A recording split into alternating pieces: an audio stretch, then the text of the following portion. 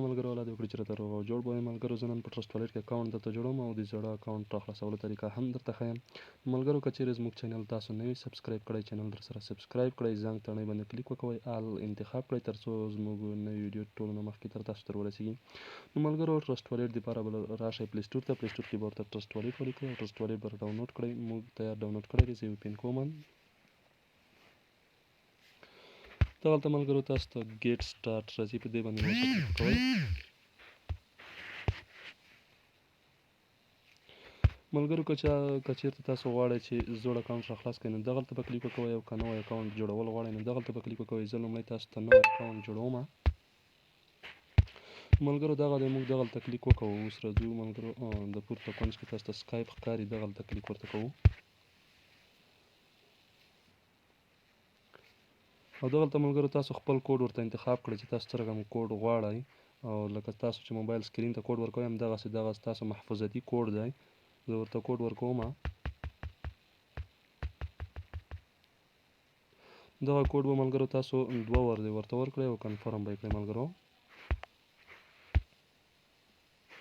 دغه دی زموږ اکاونټ راخلاص شه ملګرو. نو په دې کې د پروسیج لپاره که تاسو کرنسي انتخابوئ نو ملګرو دغلته به تاسو کلیک وکوئ، یا کومه بله کرنسي تاسو غواړئ پکې اډ یې کړئ دغلته به تاسو کلیک وکوئ. دا د ملګرو پروسیج لپاره یو بي ان بي پکارېږي او یو بي ایچ ډي بي ان بي سمارټ چین والا. بي ان بي دغه د موږ اډ کړې ده او بي ایچ ډي زه درته ښیم. او پروسیج لپاره ملګرو دغه بي ان بي لګېږي، دا وګورئ ملګرو بي ان بي سمارټ چین والا بي ایچ ډي لګېږي. نو که تاسو هر رقم کرنسي اډ کول غواړئ نو ملګرو تاسو هر رقم کرنسي اډ کولی شئ، چې هر رقم کرنسي تاسو غواړئ. دلته تاسو نوي کرنسي اډ کوئ ملګرو، دغلته پلس ایکن باندې به کلیک وکوئ، دلته باندې نیټورک ورته انتخاب کړئ، دلته بیا ادرس پیسټ کړئ، سمبولونه هر څه دلته درته راځي.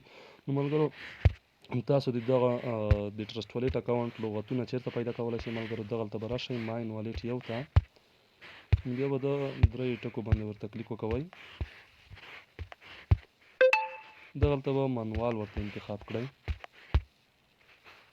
او دا 3 خانې چې دي دا به تاسو ټیک مارک کړئ او کنټینیو باندې به ورته کلیک وکوئ. دغه د ملګرو کیدای شي تاسو ته په سکرین باندې ونه ښکارېږي ځکه چې دې ځای ته ویډیو اجازه نه ورکوي. دغه دي زما 12 لغتونه دغلته دي، دغه ګورئ ملګرو دا کتابچه کې درسره محفوظتي ولیکئ. نو ملګرو تاسو دا کوډونه چې درسره وي تاسو هر ځای کې خپل اکاونټ راخلاصولی شئ. نو دا وه د لغتو ښودلو طریقه ملګرو. او را به شئ مهمه خبره دغه ده چې تاسو به دغلته د سیټینګ ته راشئ، دلته سیټینګ ته چې راغلی دا کولپ نشان تاسو ته ښکاري، دا ګوره کولپ نشان باندې به ورته کلیک وکوئ. تاسو چې کوډ ورکړی هغه کوډ به خلاص کړئ ملګرو. دغلته تاسو ته پورته ښکاري دا وګورئ سیکیورټي سکینر، دا به آف کړئ. را به شئ بېرته ملګرو دغلته. نو زه اوس درته ملګرو د زړه اکاونټ راخلاصولو طریقه درته ښیم. دا ماین والېټ یو باندې به ورته کلیک وکوئ. دغلته ملګرو تاسو ته پورته پلس ایکن ښکاري، دا وګورئ دې باندې به ورته کلیک وکوئ. دلته ملګرو که تاسو غواړئ نوی اکاونټ جوړ کړئ نو دلته کلیک وکوئ، بېرته تاسو ته نوی اکاونټ جوړېږي. لغتو د 12 کوډو معلومولو طریقه خو مې در وښودله، خاص تاسو دغلته کلیک وکوئ بس ډایرکټ تاسو نوی بل اکاونټ راخلاصېږي. لغتونه هغلته معلومولی شئ ماین والېټ کې.